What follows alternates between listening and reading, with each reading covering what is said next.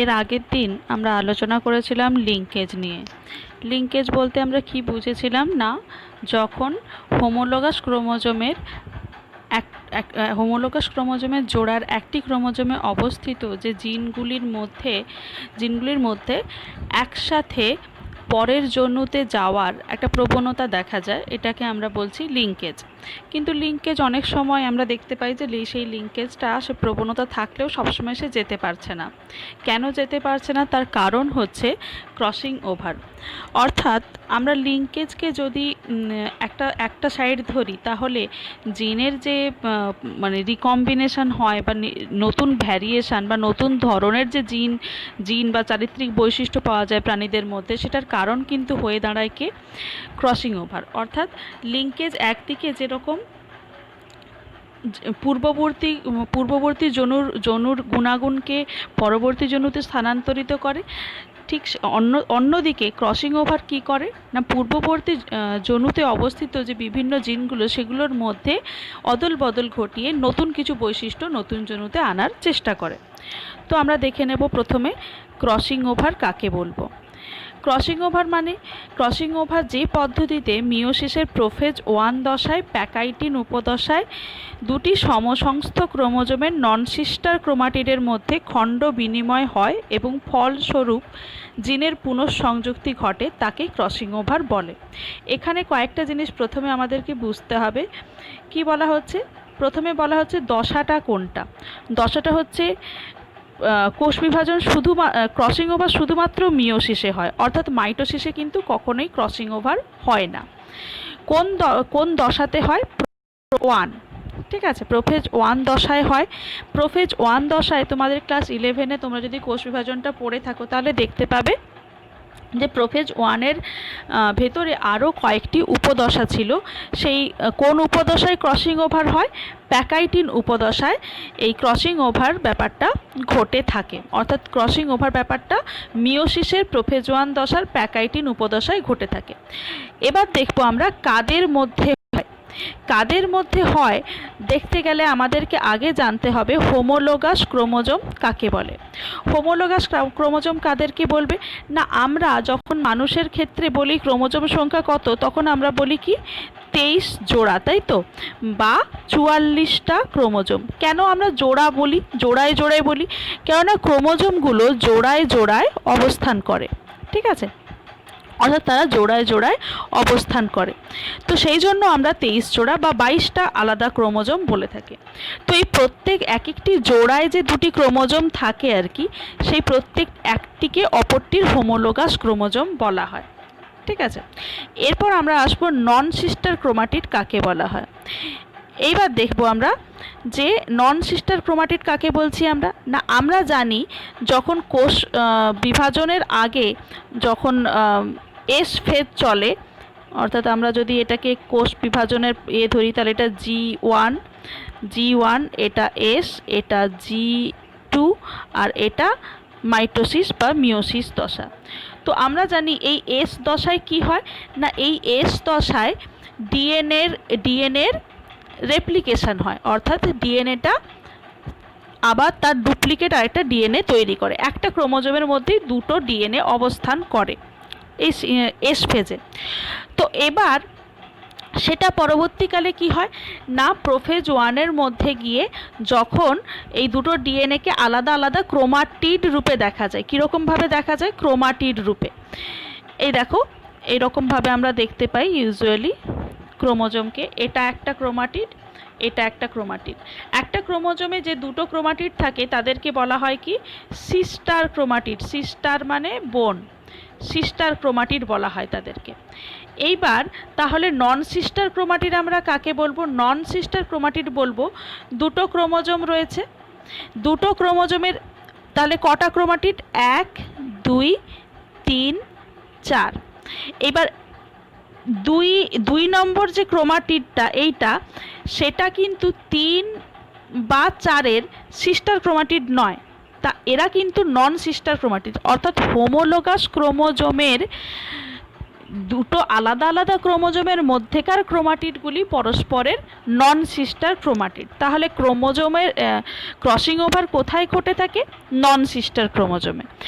আচ্ছা, তাহলে আমাকে একটা প্রশ্ন, এখানে একটা প্রশ্ন উঠে আসবে, সেটা হচ্ছে যে তাহলে সিস্টার টিডে ক্রসিং ওভার কি হয় না?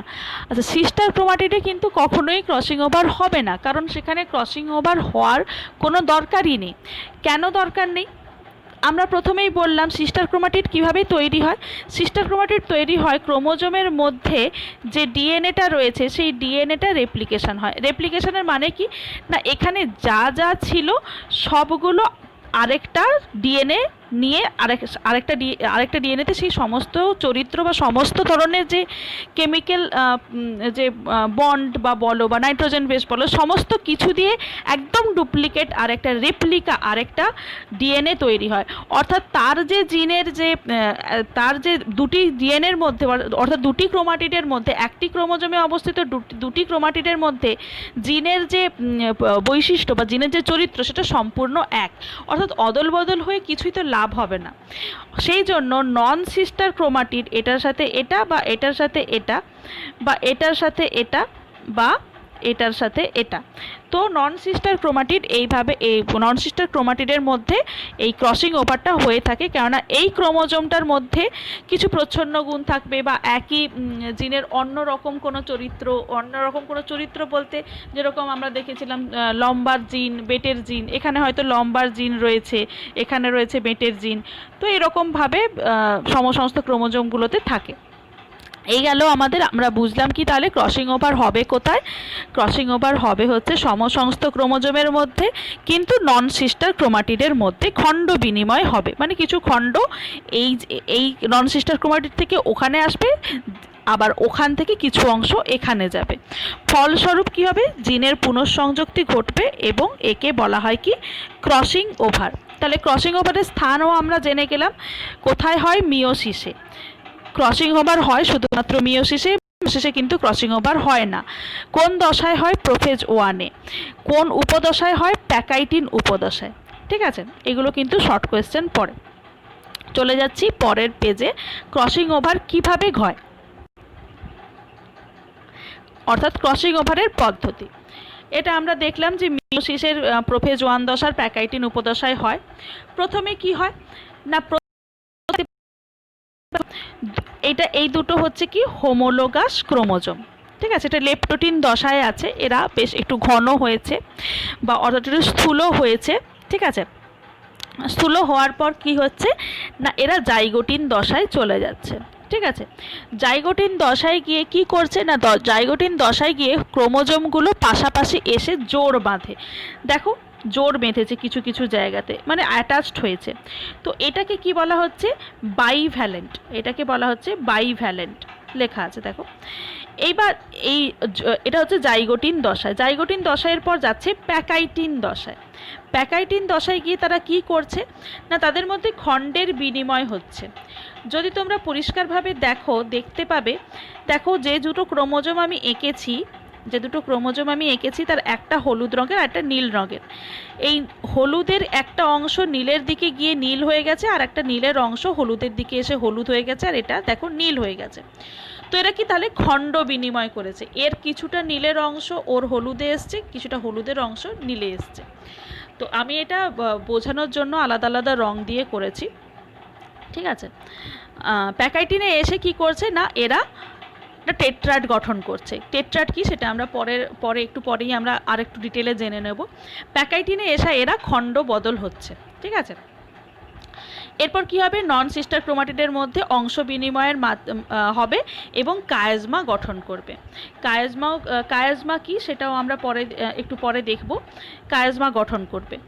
এরপর কি হবে না, এরপরে এরা চলে যাবে ডিপ্লোটিন দশায়। ডিপ্লোটিন দশায় কি হবে? ক্রোমোজোমগুলো পৃথক হয়ে যাবে। এইখানে দেখতে পাচ্ছ কি না, নীল যে ক্রোমোজোমটা ছিল তাতে কিছু পার্ট হলুদ হয়ে গেছে এবং যে হলুদ ক্রোমোজোমটা ছিল তার কিছু পার্ট নীল হয়ে গেছে। অর্থাৎ এদের খণ্ড বিনিময়গুলো হয়ে গেছে এবং তারপরে খণ্ড বিনিময় হওয়ার পর এরা পৃথক হচ্ছে। তার মানে কি হবে না, এ যখন একটা কোষে যাবে তখন সেখানে জিনের মধ্যে কিছু আলাদা বৈচিত্র্য দেখা যাবে, শুধু নীলের গুণ দেখা যাবে তা নয়, হলুদের গুণও দেখা যাবে। এ যখন আরেকটা কোষে যাবে তখন কি হবে না, এখানে কিছু নীলের বৈচিত্র্য দেখা যাবে, পুরো হলুদটা দেখা যাবে না। ঠিক আছে, ডিপ্লোটিন দশায় হলো। এরপর এরা নবসমন্বয় ভাবে, এরপর এদের নবসমন্বয় পরে কি হবে না, এরা যখন গ্যামেট তৈরি করবে তখন কি হবে, একটা পুরো নীল এখান থেকে এসছে, এই ক্রোমাটিডটা পুরোটা নীল ছিল।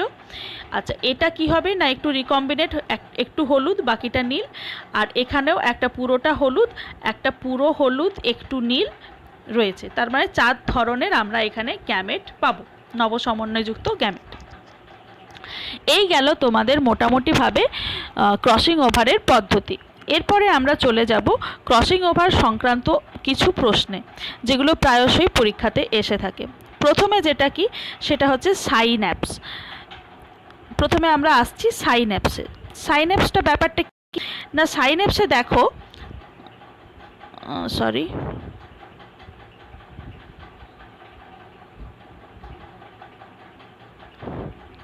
হ্যাঁ, সাইন্যাপসে দেখো জাইগোটিন উপদশায়, কোন দশায় হচ্ছে, জাইগোটিনে। জাইগোটিন উপদশায় ক্রোমোজোমগুলি বিন্যস্ত হয়ে হোমোলোগাস বা সমসংস্থ ক্রোমোজোমগুলির পাশাপাশি এসে জোড় বাঁধে। এই জোড় বাঁধার পদ্ধতিকে সাইন্যাপস বলে। তাহলে আমরা যদি ছবিটা দেখি তাহলে কি হবে, সমসংস্থ ক্রোমোজোমগুলো পাশাপাশি আসছে, পাশাপাশি এসে জোড় বাঁধছে। এই যে জোড় বাঁধার যে পদ্ধতিটা, এটাকে কি বলা হচ্ছে, সাইন্যাপস। ঠিক আছে, এরপর দেখো আমরা আসবো কোথায়, বাইভ্যালেন্টে। এরপর আমরা আসবো বাইভ্যালেন্টে। বাইভ্যালেন্ট কি, সাইন্যাপস পদ্ধতির ফলে হোমোলোগাস ক্রোমোজোম জোড় বাঁধলে সেই জোড় বাঁধা ক্রোমোজোম জোড়াকে কি বলা হচ্ছে, বাইভ্যালেন্ট। অর্থাৎ এরকম এইরকম এইরকম এইরকম জোড় বেঁধে ফেলেছে, এই জোড় বাঁধা ক্রোমোজোম দুটিকে কি বলা হচ্ছে, বাইভ্যালেন্ট। এরপর আমরা আসবো টেট্রাডে। টেট্রাড কি না, বাইভ্যালেন্ট যখন ঘটে যায়, তখন কীরকম দেখায় ব্যাপারটাকে না, আমরা দেখলাম একটু আগে এই দুটো ক্রোমাটিড আর এই দুটো ক্রোমাটিড, তার মানে কটা ক্রোমাটিড হচ্ছে, 1 2 3 4। তো এই 4টে ক্রোমাটিডকে একত্রে কি বলা হয়, টেট্রাড। এটা জাইগোটিন উপদশায় দেখা যায়। তাহলে টেট্রাড দেখা যায় জাইগোটিনে। তারপরে হচ্ছে এটা বাইভ্যালেন্ট কোথায় দেখা যায়, বাইভ্যালেন্টও দেখা যায় তোমার ইয়েতে, জাইগোটিনে। সাইন্যাপসও দেখা যায় জাইগোটিনে। এরপর আসবো দুটো এনজাইমের নাম। এই দুটো নাম তোমাদের, প্রথমটা হচ্ছে নিউক্লিয়েজ। যখন আটকাচ্ছে দুটো, মানে দুজন যে জোড় বাঁধছে এবং সরি ঠিক করে একটু আঁকি, যে দুজন যে জোড় বাঁধছে এবং দুজন যে পৃথক পৃথকভাবে আলাদা আলাদা বৈশিষ্ট্য নিয়ে যাচ্ছে আর কি, তার মানে কিছুটা কাটাছেঁড়া করছে, কিছুটা কাটছে, আবার কিছুটা জুড়ছে। তো এই কাটাতে বা ক্রোমোজোমের ভাঙনে কে হেল্প করে, এন্ডোনিউক্লিয়েজ, এবং জোড়াতে কে হেল্প করে, লাইগেজ। ঠিক আছে, তার মানে কি এন্ডোনিউক্লিয়াস ভাঙন সৃষ্টিতে সহায়তা করে, এন্ডোনিউক্লিয়াস একটা এনজাইম, আর লাইগেজ এনজাইমটা কি করে, ভাঙা অংশ জোড়া লাগাতে সাহায্য করে। এরপর আমরা দেখব কি কায়াজমা কাকে বলে। কায়াজমা কাকে বলে না, এটা কোন দশায় হচ্ছে, কায়াজমা দেখা যায় হচ্ছে ডিপ্লোটিন উপদশায়। ডিপ্লোটিন উপদশায় কি হচ্ছে না, হোমোলোগাস ক্রোমোজোমগুলো দুটো দূরে সরতে থাকে। ঠিক আছে, অর্থাৎ আমরা যদি দেখি তখন দেখতে পাবো এটা একটা হোমোলোগাস, সরি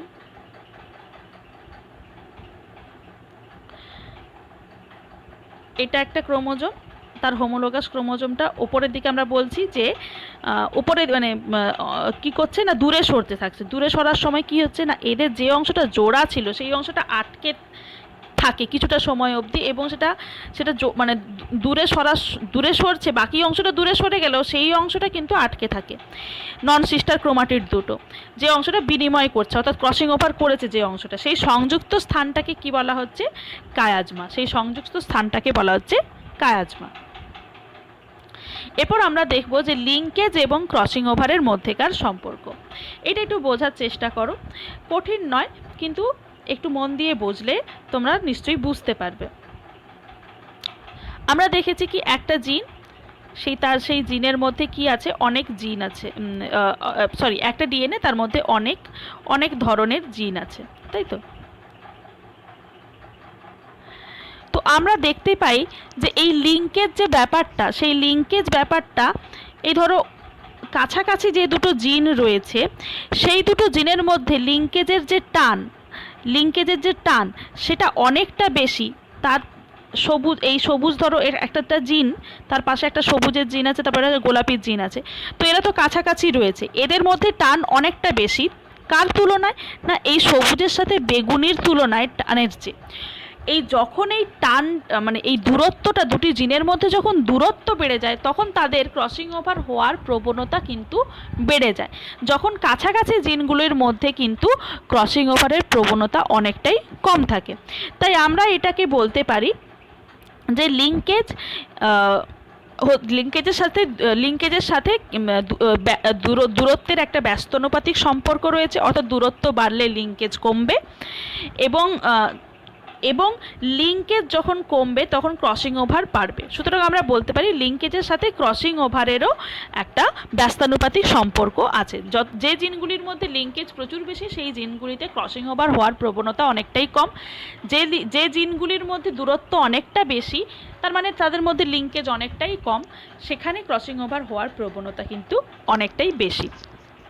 এই গেল তোমাদের মোটামুটিভাবে ক্রসিং ওভারের একটা কনসেপ্ট।